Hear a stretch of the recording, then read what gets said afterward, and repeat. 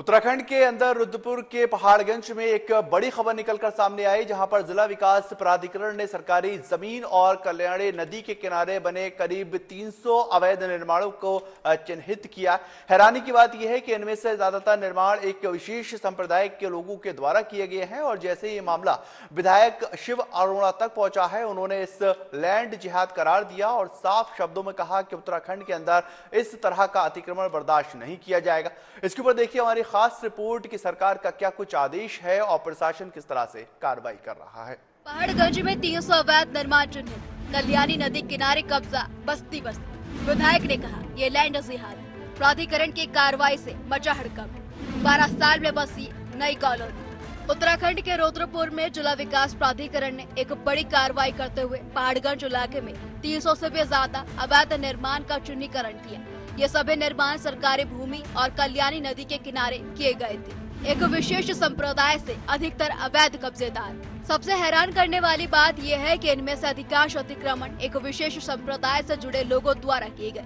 ये मामला रुद्रपुर के विधायक शिव अरोड़ा तक पहुंचा तो उन्होंने इसे लैंड जिहाद करार दिया। देवभूमि की संस्कृति के विपरीत यहाँ पर वर्ग विशेष की आबादी बढ़ाने का एक योजना, और उसी योजना के तहत यहाँ पर रुद्रपुर और जितने बॉर्डर के स्टेट जगह है वहाँ पर विशेष रूप से जनसंख्या संतुलन को देखते हुए नदी के किनारे बाकी जगह 10 रुपए के स्टाम्प पेपर पर सैकड़ों लोग पूरे एक सिंडिकेट के द्वारा बसाए जाने का एक योजना वहाँ पर जब प्रत्यक्ष रूप से जाते हैं तो नजर आते हैं।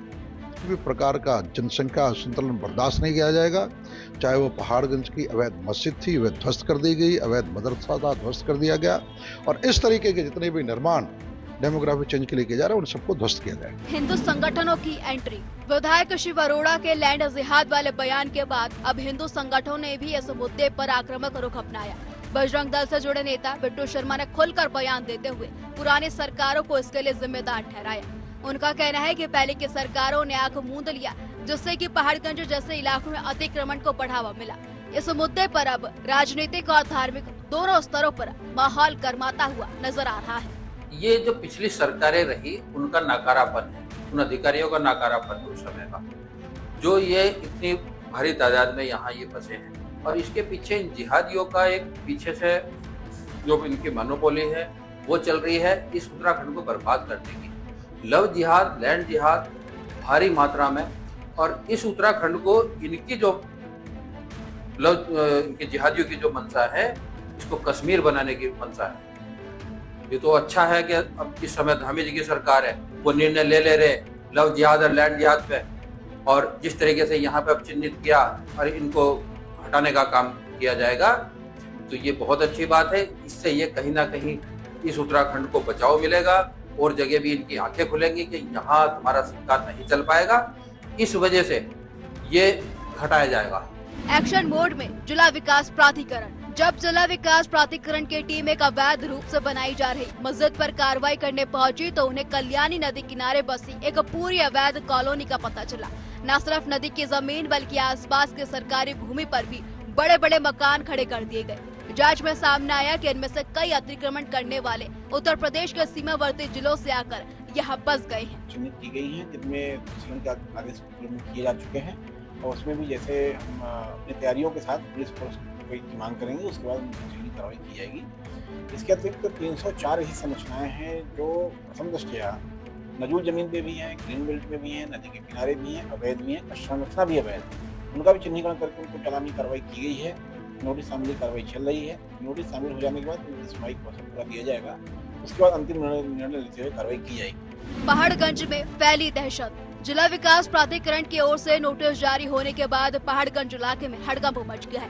कई लोगों के चेहरों पर चिंता साफ झलक रही है। स्थानीय निवासियों का कहना है कि बिना पूर्व सूचना के की गई इस कार्रवाई से महिलाओं और बच्चों को खासा दिक्कतों का सामना करना पड़ रहा है। लोगों को अब अपने घर टूटने का डर सताने लगा और प्राधिकरण से राहत की उम्मीद भी की जा रही है। माहौल जी यहाँ का पहाड़गंज का बहुत खराब हो गया है। लोग बेचारे तबीयत खराब है, जैसे जैसे करके लोगों ने मकान बनाए हैं किसी तरह से, और एक मकान बनाने में मेरा मानना ये है कि लोग अपना जमा पूंजी उधार कर्ज करके कैसे कैसे मकान बनाता है इंसान, और वो कहीं ना कहीं अगर टूटने की खबर मिले तो बहुत भावनाएं आहत होती हैं, और लोगों में अभी बेचारों को बहुत सी लेडीज ऐसी हैं जिनकी तबीयतें बहुत ज़्यादा ख़राब हो गई थी ये सुन के। कुछ अभी प्रशासन बुनियादें वगैरह गिरा के भी गया था, तो उससे बहुत सारे लोग बेचारे परेशान हैं। गूगल मैप से हुआ बड़ा खुलासा। गूगल की सैटेलाइट तस्वीरों से बड़ा खुलासा हुआ है। पिछले 12 सालों में पहाड़गंज की करीब 4.5 एकड़ खाली पड़ी सरकारी भूमि अब एक घनी आबादी वाले क्षेत्र में तब्दील हो चुकी है। सवाल ये उठता है कि क्या प्रशासनिक अधिकारियों ने अब तक अपनी आंखें मूंद रखी थी? प्रशासन की चुप्पी पर सवाल खड़ा होता है कि यदि अतिक्रमण वर्षों से चल रहा था तो पहले इस पर कार्रवाई क्यों नहीं हुई? क्या ये प्रशासन की लापरवाही थी या जानबूझकर की गई अनदेखी? पहाड़गंज में 300 अवैध निर्माण चिन्हित, लैंड जिहाद का आरोप, भूमाफियाओं के खिलाफ कार्रवाई तेज। गूगल इमेज में मिला 12 साल का सबूत। रुद्रपुर शहर के पहाड़गंज क्षेत्र में कल्याणी नदी के किनारे अतिक्रमणकारियों ने जो 4.5 एकड़ की जमीन पर अतिक्रमण किया है, वह मामला अब लगातार तूल पकड़ने लगा है। जिला प्रशासन की जो कार्रवाई अब की जाएगी उसके विषय में तो नहीं पता, लेकिन जिस तरीके से अवैध निर्माणों पर जिला विकास प्राधिकरण ने नोटिस चस्पा किए हैं, तो उसमें 304 से ज्यादा अवैध अतिक्रमणकारियों के मकान सामने आए हैं। हालांकि एक सोचने का विषय यह भी है कि पिछले 10 साल में उस खाली जमीन पर करीब 4.5 एकड़ की भूमि पर अतिक्रमणकारियों का कब्जा होता चला गया, सरकारी जमीन पर कब्जा होता चला गया, लेकिन जिला प्रशासन के जो अधिकारी थे आखिर वो क्या आंखें मूंद करके बैठे रहे? और सबसे बड़ी बात यह है कि आसपास के जो रहने वाले लोग थे उन्हें इन सारी चीजों से शायद उस समय कोई मतलब ना रहा हो, लेकिन 10 साल के अंदर ही उस शहर के चारों तरफ की जो आबादी थी वो एकाएक बढ़ती हुई दिखाई देने लगी।